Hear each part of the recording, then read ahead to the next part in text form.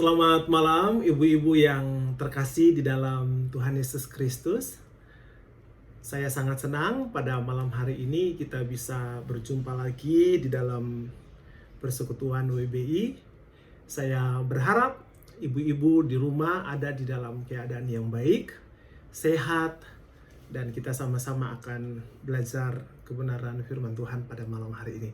Sebelumnya mari kita berdoa untuk mohon pimpinan dan penyertaan Tuhan pada saat kita mendengarkan firman Tuhan. Mari kita berdoa. Kami bersyukur ya Tuhan untuk malam hari ini. Kemurahan dan pertolongan Tuhan memampukan kami ada sampai pada malam hari ini. Dan kami akan sama-sama melihat satu dua kebenaran firman Tuhan. Kiranya Tuhan menolong supaya apa yang kami pelajari bisa kami terapkan di dalam kehidupan kami, khususnya buat setiap wanita baptis Indonesia yang mendengarkan renungan pada malam hari ini. Terima kasih banyak ya Tuhan, di dalam nama Tuhan Yesus kami berdoa. Amin. Ibu-ibu yang terkasih di dalam Tuhan Yesus Kristus, hari-hari ini dunia sedang dihebohkan dengan kejadian yang terjadi di Prancis ketika seorang guru yang bernama Samuel Paty dibunuh oleh seorang remaja asal Czechia, yaitu Abdullah Ansorov.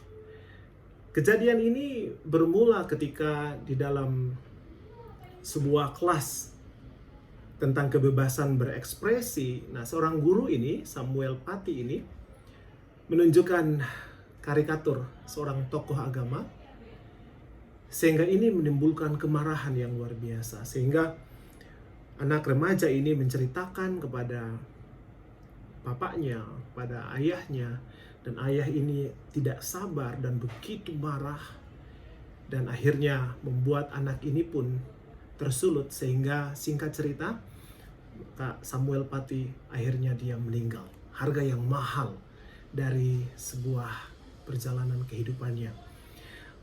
Apa kaitannya dengan apa yang kita pelajari pada malam hari ini? Kita lagi berbicara tentang kesabaran. Jadi wanita Kristen adalah wanita yang sabar. Itu yang menjadi topik pembicaraan kita pada malam hari ini.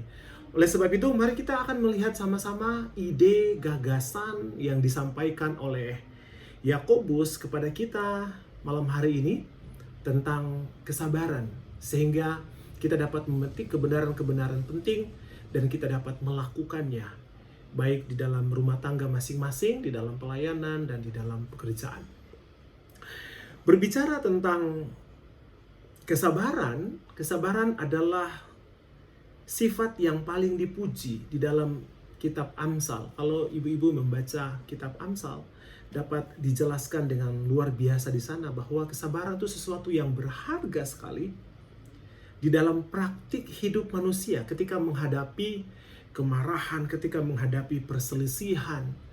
Kesabaran itu sesuatu yang sangat dibutuhkan dan juga sesuatu yang langka di hari-hari ini. Kesabaran juga adalah kualitas hidup dari orang-orang percaya yang tekun di dalam menghadapi penderitaan, yang tekun di dalam menghadapi kesulitan-kesulitan hidup, yang kemudian membawa kepada tahan uji. Nah, itu yang kita dapat pelajari tentang kesabaran. Nah, kesabaran juga kalau Bapak Ibu atau Ibu-ibu melihat di dalam Galatia pasal 5, itu adalah hasil karya dari Roh Kudus atau buah roh, bagian dari buah roh, yaitu kasih, sukacita, damai sejahtera, kesabaran, dan seterusnya. Jadi kesabaran menjadi sesuatu yang sangat penting sekali. Itu sebabnya pada malam hari ini, mari kita sama-sama melihat Yakobus pasal yang kelima. Kita membahas bagian ini. Judul yang diberikan di sini yaitu bersabar di dalam penderitaan. Saya mulai dengan ayat yang ke-7. Ibu-ibu dapat menyimak di Alkitab masing-masing. Karena itu, saudara-saudara, bersabarlah sampai kepada kedatangan Tuhan. Sesungguhnya petani menantikan hasil yang berharga dari tanahnya, dan ia sabar sampai telah turun hujan musim gugur dan hujan musim semi. Kamu juga harus bersabar dan harus meneguhkan hatimu, karena kedatangan Tuhan sudah dekat. Saudara-saudara, janganlah kamu bersungut-sungut dan saling mempersalahkan, supaya kamu jangan dihukum. Sesungguhnya hakim telah berdiri di ambang pintu. Saudara-saudara, turutilah teladan penderitaan dan kesabaran para nabi yang telah berbicara dalam nama Tuhan. Sesungguhnya kami menyebut mereka berbahagia, yaitu mereka yang telah bertekun. Kamu telah mendengar tentang ketekunan Ayub, dan kamu telah tahu apa yang pada akhirnya disediakan Tuhan baginya. Karena Tuhan Maha Penyayang dan penuh belas kasihan. Bagian yang pertama kita lihat dari sekian banyak ayat-ayat ini tentang kesabaran. Yang tadi sudah saya jelaskan bahwa kesabaran menjadi sesuatu yang langka hari-hari ini. Kebanyakan orang sudah mulai tidak sabar di dalam kehidupan ini. Ketika menghadapi kesulitan, sudah tidak sabar lagi. Ketika menghadapi sakit penyakit, tidak sabar dalam menghadapi sakit penyakit. Ketika menghadapi pergumulan yang lain, banyak di antara kita yang sudah mulai tidak sabar dan ingin supaya cepat, karena dunia sedang dipengaruhi oleh segala sesuatu yang sifatnya instan. Maka di dalam Tuhan pun orang-orang sudah mulai melupakan tentang pentingnya kesabaran. Padahal saya percaya bahwa Tuhan Allah adalah Tuhan yang menghargai sebuah proses di dalam pembentukan atau di dalam perjalanan kehidupan kita. Rasul Paulus atau Yakobus melalui surat Yakobus pasal 5 ini memberikan contoh seorang petani. Jadi petani ini ketika dia menanam hasil, maka dia menunggu supaya tanah ini bisa dipenuhi dengan hujan sehingga dapat menghasilkan benih-benih yang baik. Ini semua ketika petani sudah menanam, maka ada bagian-bagian yang tidak bisa dikendalikan oleh petani. Walaupun dia sudah menanam mungkin, walaupun sudah menyiram mungkin. Tetapi ada bagian-bagian di luar kendalinya dia sebagai seorang petani. Karena saya juga seorang petani dulunya, papa saya juga petani, sekaligus dia juga pekerja bangunan, dan kami punya kebun sehingga paham ketika menanam kadang-kadang semua baik, kadang-kadang hal tidak terduga terjadi. Bisa hama, bisa orang mencuri hasil dari apa yang kita tanam, dan banyak hal yang tidak terduga terjadi sehingga tidak mendapatkan hasil yang baik. Oleh sebab itu, Yakobus memberikan satu ilustrasi bahwa ketika kita sudah bersabar sekalipun, kadang-kadang ada hal-hal yang tidak terduga terjadi di dalam kehidupan kita. Penderitaan, kesulitan hidup. Kita tidak mengharapkan apa yang tidak baik terjadi, malah pandemi terjadi. Kita berharap kita semua sehat, tiba-tiba kita didiagnosa sakit oleh dokter. Sehingga semua mengalami kesulitan. Tetapi saya percaya bahwa ada hal-hal yang terjadi di luar kendali manusia sekalipun, itu semua ada di dalam kendali Tuhan. Oleh sebab itu, mari kita menguasai diri, kita self-control terhadap diri kita sendiri, dan kita bersabar di dalam menghadapi semua yang terjadi yang kita anggap itu sulit di dalam kondisi pandemi hari-hari ini. Kesulitan keuangan, kesulitan pekerjaan, kesulitan kesehatan, dan semuanya. Semua orang mengalami kesulitan-kesulitan yang demikian. Tetap bersabar. Ayat yang ke-8 juga dibilang begini, kamu juga harus bersabar. Ada penekanan sekali lagi yang disampaikan oleh Rasul Yakobus supaya kita tetap bersabar. Ibu-ibu di rumah tetap bersabar. Bersabar di dalam keluarga, bersabar di dalam mendidik anak-anak, bersabar menghadapi suami, bersabar dengan tetangga, bersabar dengan ibu mertua, bersabar dengan bapak mertua, bersabar dengan tetangga-tetangga yang lain. Mari kita bersabar di dalam kehidupan ini, sehingga orang dapat melihat buah dari pekerjaan Roh Kudus di dalam kehidupan kita. Mungkin sedang sulit hari-hari ini. Tetap bersabar di dalam menghadapi segala situasi. Bagian yang kedua, kita lihat di ayat yang ke-8, kamu juga harus bersabar dan harus meneguhkan hatimu karena kedatangan Tuhan sudah dekat. Jadi bagian kedua adalah ketika kita bersabar, kita perlu meneguhkan hati kita. Jadi bukan hanya bersabar saja. Kecenderungan orang berpikir bersabar adalah sebuah tindakan kepasrahan. Ya sudahlah, karena tidak bisa ngapa-ngapain, jadi saya bersabar. Sabar saja. Bukan itu. Tetapi kita perlu bersabar dengan sebuah pengertian yang benar. Bahwa Tuhan tidak pernah merancangkan kecelakaan kepada kita. Tuhan tidak pernah merancangkan kejahatan kepada kita. Tuhan tidak pernah merancangkan sakit penyakit kepada kita. Tetapi sekalipun kalau Tuhan mengizinkannya, maka saya akan tetap bersabar karena saya tahu Tuhan tetap akan menyediakan jalan keluar kepada saya dan memberi saya kekuatan melewatinya. Oleh sebab itu, bagian yang kedua, teguhkanlah hatimu. Ibu-ibu di rumah, teguhkanlah hatimu. Tetap kuat. Tuhan tidak bilang begini, cobalah untuk kuat. Tetapi yang Tuhan tekankan adalah teguhkanlah hatimu. Tuhan tidak meminta coba untuk kuat ya ibu-ibu ya. Tapi Tuhan bilang begini, kuatkanlah dan teguhkanlah hatimu. Bahkan di bagian firman Tuhan yang lain, bukankah telah kukatakan, kuatkan dan teguhkanlah hatimu. Jadi bagian ini penting sekali, orang-orang yang bisa tetap kuat dan orang-orang yang teguh di dalam kondisi yang paling sulit sekalipun adalah orang-orang yang dapat melihat cara Tuhan menolong dia dengan luar biasa. Sekalipun saya tahu kondisi ini sulit, mungkin ada yang berkata, ibu-ibu bilang, wah mungkin Om Peter tidak mengalami apa yang saya rasakan, tidak mengalami atau merasakan penderitaan saya. Kita semua mungkin punya penderitaan yang berbeda-beda. Tetapi apapun itu, saya mau mengingatkan kita, tetap teguhkanlah hatimu. Karena kesabaran akan berbuah keteguhan, dan keteguhan akan membawa kepada tahan uji. Itu yang firman Tuhan ajarkan. Bagian yang ketiga, yang kita perlu perhatikan, ada masih tetap di ayat yang ke-9. Saudara-saudara, janganlah kamu bersungut-sungut dan saling mempersalahkan supaya kamu jangan dihukum. Sesungguhnya hakim telah berdiri di ambang pintu. Bagian yang ketiga adalah jangan kita bersungut-sungut dan saling menyalahkan.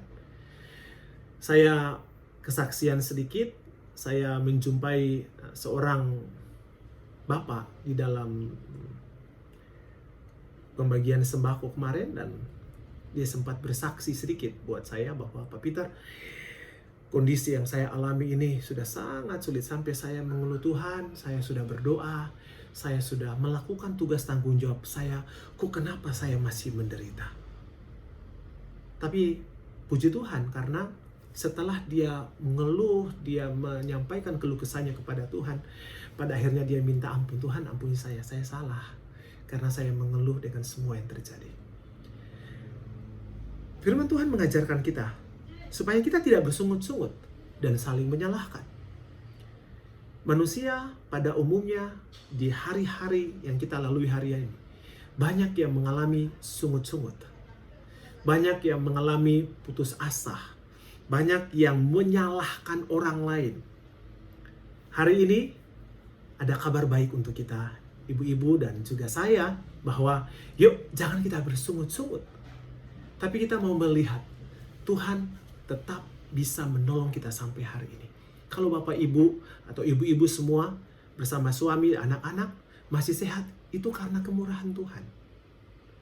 Walaupun ibu-ibu mengalami, ada yang mungkin mengalami sakit, ada yang mungkin mengalami kesulitan-kesulitan perekonomian.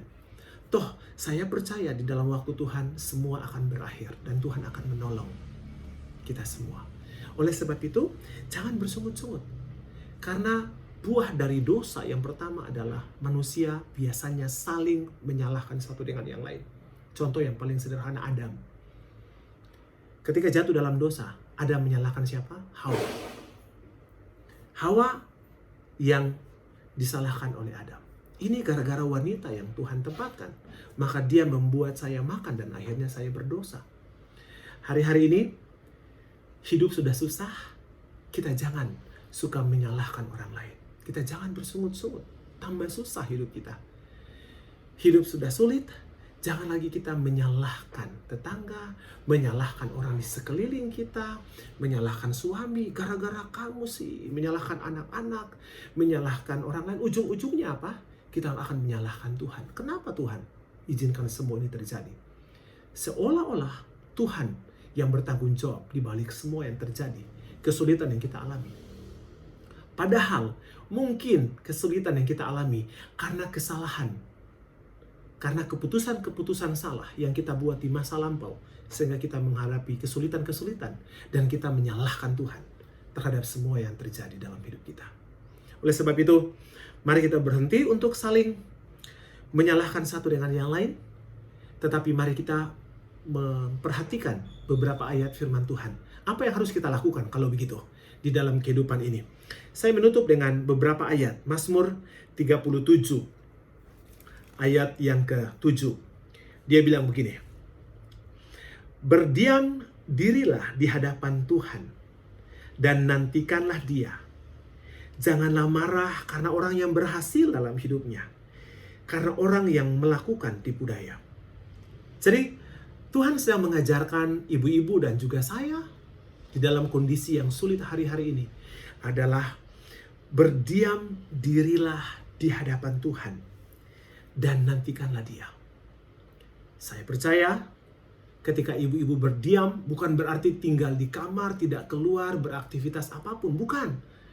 Tetapi di dalam seluruh pekerjaan yang ibu-ibu lakukan, tetap tenang dan tetap percaya bahwa Tuhan akan menolong kita.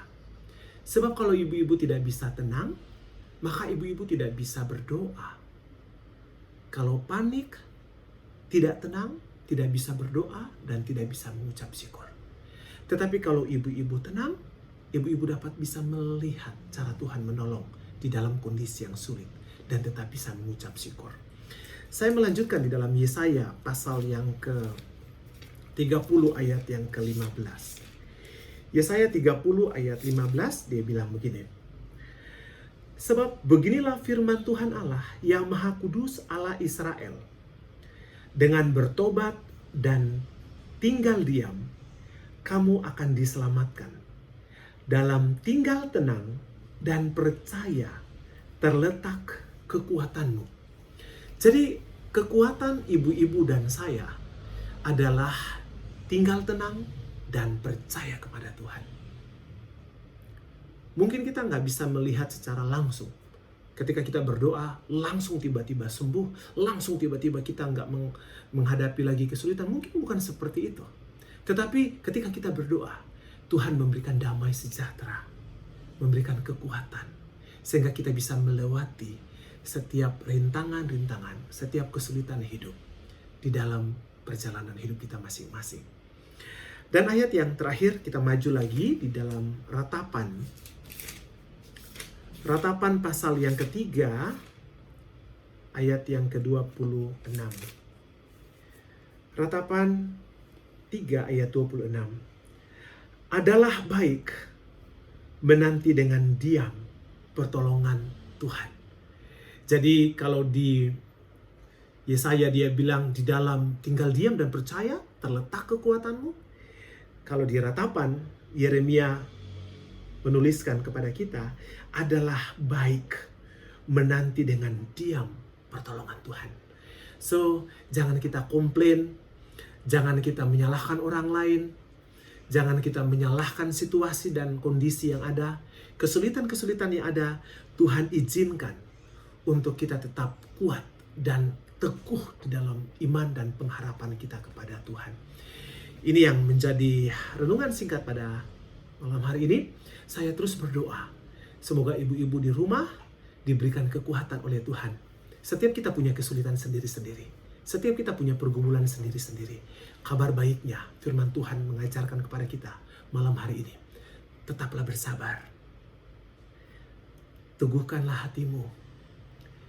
Jangan bersungut-sungut, dan jangan saling menyalahkan. Tetapi tinggal tenang dan tinggal diam.